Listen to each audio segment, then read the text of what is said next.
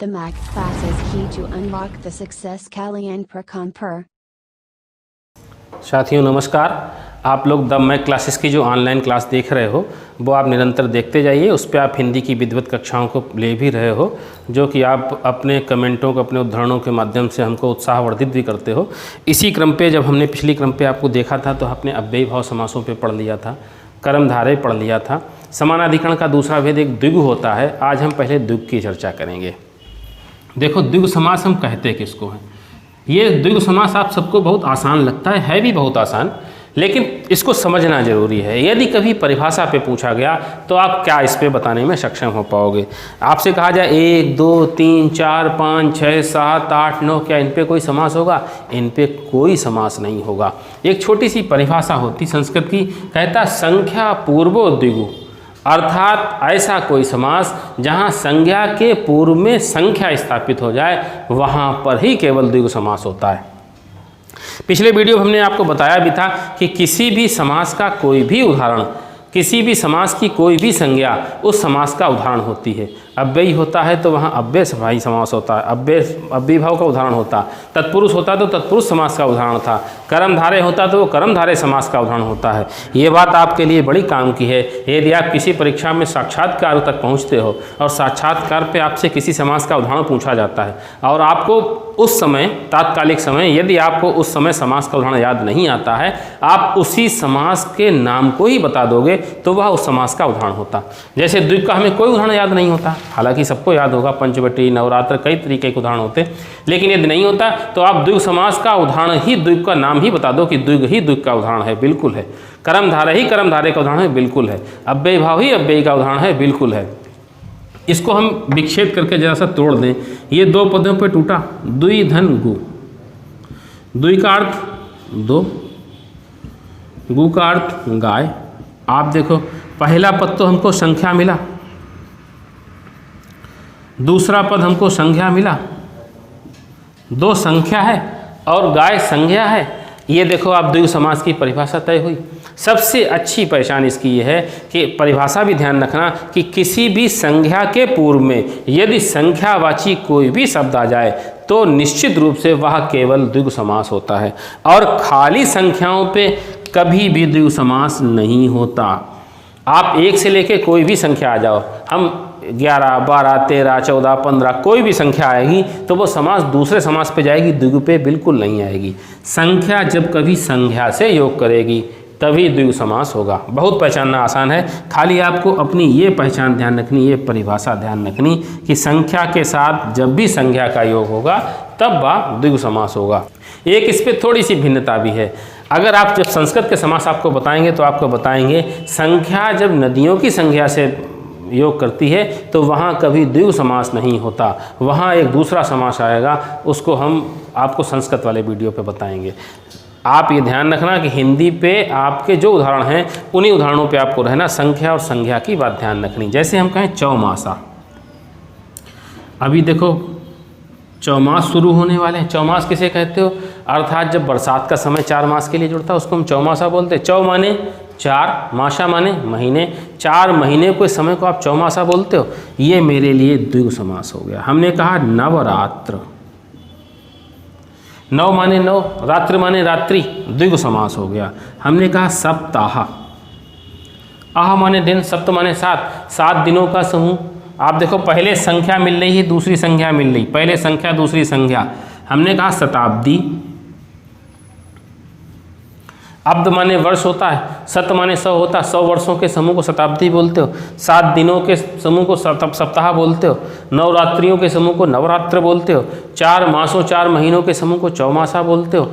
आपको स्पष्ट हो गया होगा कि द्विगु समास बिना संख्या और संख्या के योग के बिना द्विगु समास बिल्कुल नहीं होता। ये आपको, ये इस तरीके के उदाहरणों को आप लगाते जाइए। केवल द्विगु समास पे आपको एक बात ध्यान रखनी कि खाली संख्याओं पे समास नहीं होता, संख्या का योग जब संख्याओं से होता है तभी हमारा द्विगु समास स्थापित होता।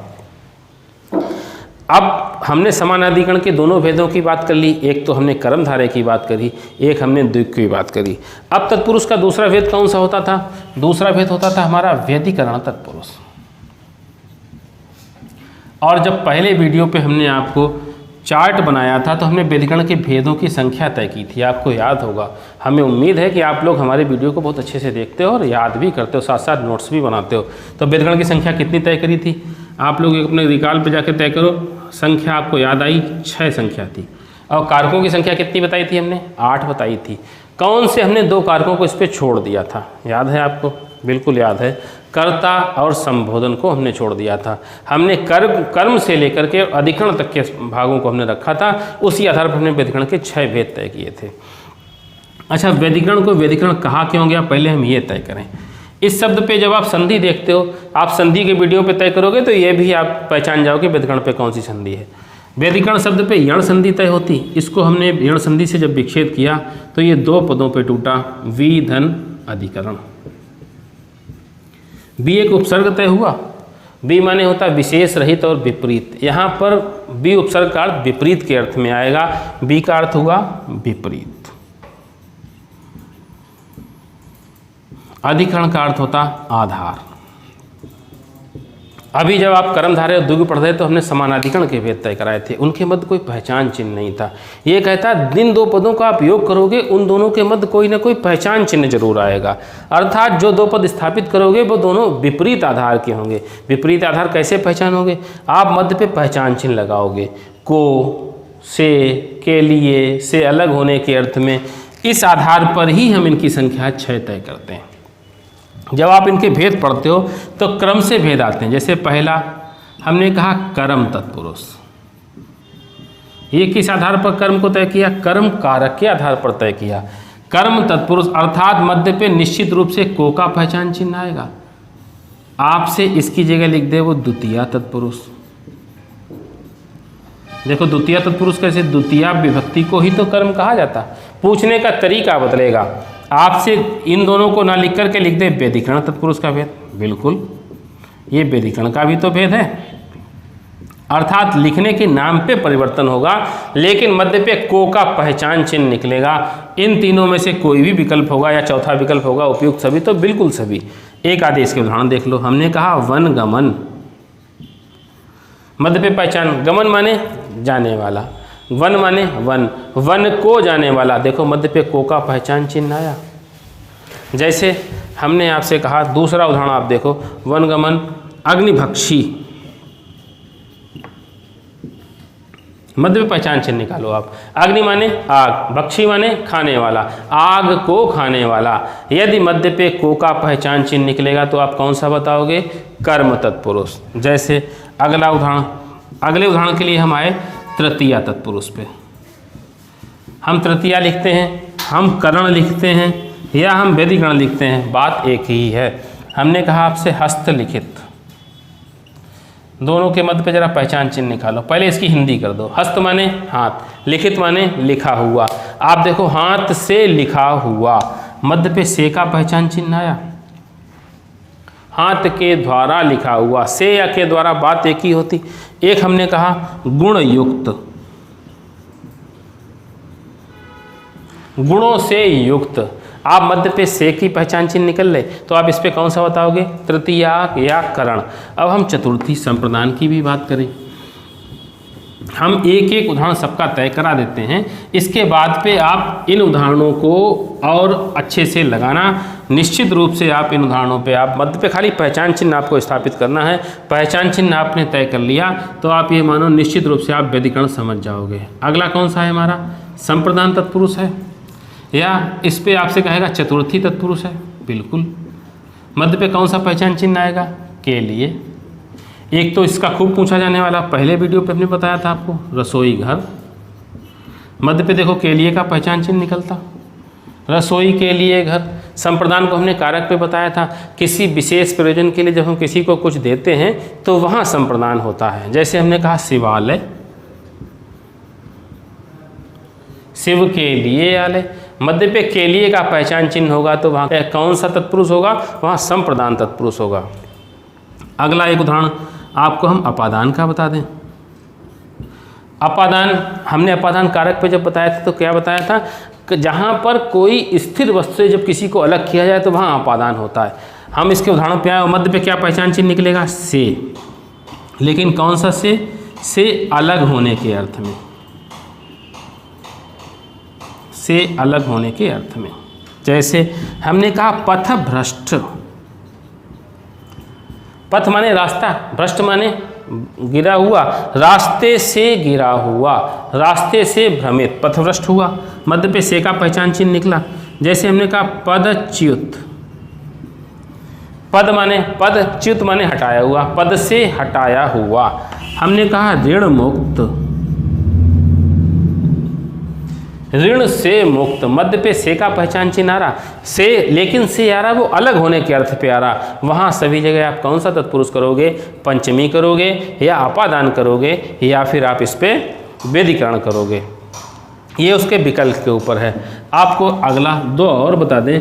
एक तो इस पे होता अगला वाला संबंध, संबंध हमने कारक पे आपको स्पष्ट किया था। संबंध किसे कहते हैं? जहाँ दो पक्षों के मध्य पे काकी के, रारी रे, नानी ने का प्रयोग होता है और दो पक्षों के मध्य संबंध बनाने की स्थापना होती, वहाँ संबंध कारक होता है। जैसे हम आपसे कहें गंगा जल, आप मध्य पे देखो का पहचान चिन्ह था, हम कहते गंगा का जल। हमने कहा रामचरित्र, अर्थात राम का चरित्र, मध्य पे का पहचान चिन्ह आ रहा, ये तय करा देता कि हम संबंध हैं। इसका दूसरा भी नाम लिख सकता, आपसे कहे षष्ठी तत्पुरुष कौन सा है, तो षष्ठी भी है, वैधिकरण भी है। एक और आपका बचता जिसे हम अधिकरण कहते हैं। अधिकरण पे कौन सी पहचान चिन्ह बताए थे हमने? में, पय और पर। हमने कहा सिर दर्द। अब आप मध्य में पहचान चिन्ह निकालो, सिर में दर्द, सिर पर दर्द। आप देखो में का पहचान चिन्ह निकलता। एक आपके इस समय चल रहा आत्मनिर्भर, आप आत्मनिर्भर भी निकाल लो। हमारे प्रधानमंत्री जी ने आत्मनिर्भर की व्यवस्था दी आपको और आप लोग आत्मनिर्भर बन जाओगे अगर आपने आत्मनिर्भर पे समास भी निकाल लिया। आत्म माने अपना, निर्भर माने निर्भर, अपने पर निर्भर। ये देखो आप पर का पहचान चिन्ह निकला। आप इस तरीके से ढेर सारे उदाहरणों को तय कराओ। ये आप खाली इस व्यवस्था के साथ चलते जाओ कि जिन दो पदों के मध्य कारक चिन्ह निकालना है वो कारक चिन्ह स्पष्ट होकर मेरे सामने आता रहे, हम उसके समास को बताने में निश्चित रूप से सक्षम होते चले जाएंगे। अच्छा, फिर भी आप इतने उदाहरणों को लगाने के बाद में भी अगर आपको कोई भी समस्या किसी भी उदाहरण पे आती है तो आप निश्चित रूप से पूछते जाओ, कमेंटों पर आप अपने प्रश्नों को छोड़ते जाओ, आपको निश्चित रूप से जवाब दिया जाएगा। और ये बात भी तय मानो कि प्रश्न पूछने से कभी किसी भी व्यक्ति को डरना नहीं चाहिए। ये तो ऑनलाइन की व्यवस्था है, हम आपसे आई कनेक्ट नहीं है। आप पूछते हो तो कोई जान भी नहीं पाता कि किसने पूछा। या हम आपको ऑफलाइन की क्लासों पे जिस तरीके से कोई प्रताड़ना दे सकते हैं या फिर क्लास में आपकी लगता है 100-200 की समूह पे बैठने के बाद में आपकी बेइज्जती होगी, उस बेइज्जती से भी आप बचते हो। कहा जाता है प्रश्न पूछने वाला जो होता है वो यदि किसी गलत प्रश्न को भी पूछता है तो वो केवल 5 मिनट के लिए मूर्ख होता है, और यदि जिस व्यक्ति ने प्रश्न नहीं किया वो आज उसके मन में संशय भ्रम बना रहा तो वो आजीवन मूर्ख बना रहेगा। प्रश्न पूछने वाला केवल 5 मिनट के लिए मूर्ख हुआ और प्रश्न ना पूछने वाला जिसके मन में भ्रम रहा वो आजीवन मूर्ख रहेगा। तो आपको आजीवन मूर्ख नहीं रहना। आपको समाज के किसी भी प्रश्न का यदि उत्तर नहीं आता है तो आप उसको केवल और केवल तय करते जाइए और कमेंटों पर छोड़ते जाइए। निश्चित आपको उसके उदाहरण मिलेंगे और विद उसके प्रमाण के साथ पे दिए जाएंगे। और इसी तरीके से आप समासों का अध्ययन करते रहो। आगे वीडियो पे हम समास की बात दूसरी करेंगे। धन्यवाद। The Max Class is key to unlock the success Kalyan Prakan Per.